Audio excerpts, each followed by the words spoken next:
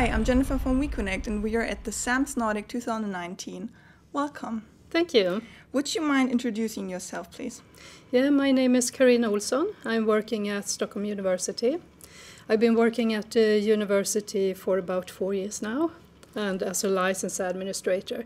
And I've been working a lot with processes and routines and an information plan regarding SAM, and also an education plan, for example. So you have more than 13 years of experience in SAM. How would you say has the role of SAM changed in your opinion in that time? And would you say that it's a C-level topic? Yeah, it is a C-level topic, I would say that. And I believe that the concept of SAM has been changed dramatically over the years. When I started for about 30 years ago, SAM was about counting licenses. Everything was on-premise. You have the installation, you map it towards the license you own. And one other thing was to optimize the cost of it. But during the years, everything has changed. The licensing models have changed over the years. We're moving towards the cloud today. And more is becoming more like a service.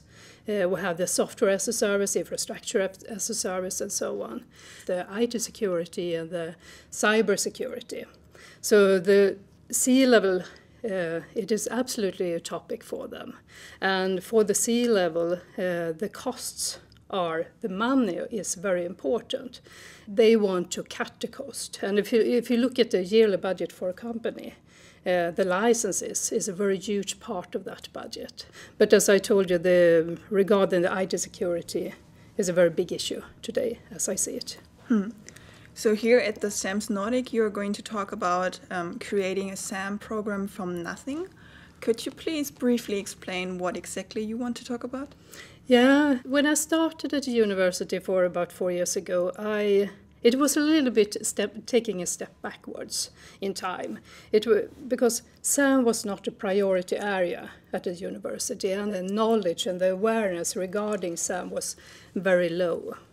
So the only thing that I would do for my job or in my job description, was only counting licenses, as it was 13 years ago.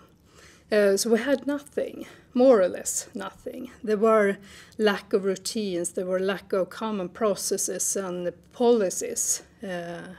So we started from absolutely nothing, and my presentation will be about how we managed to have our approval and management mandate for starting a project.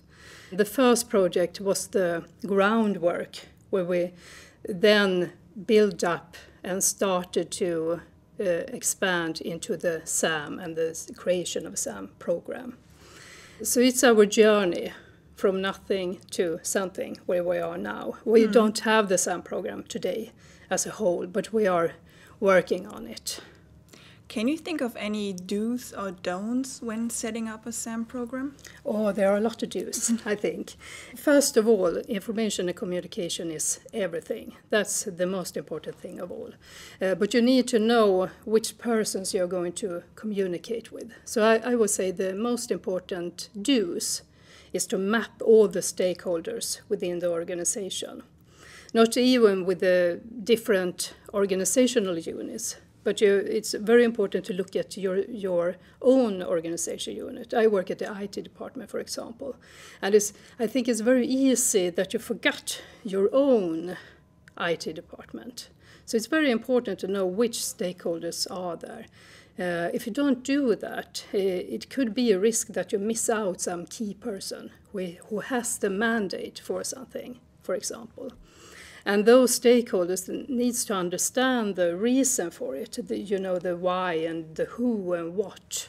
Those stakeholders are the most important persons, and you need to rely to that.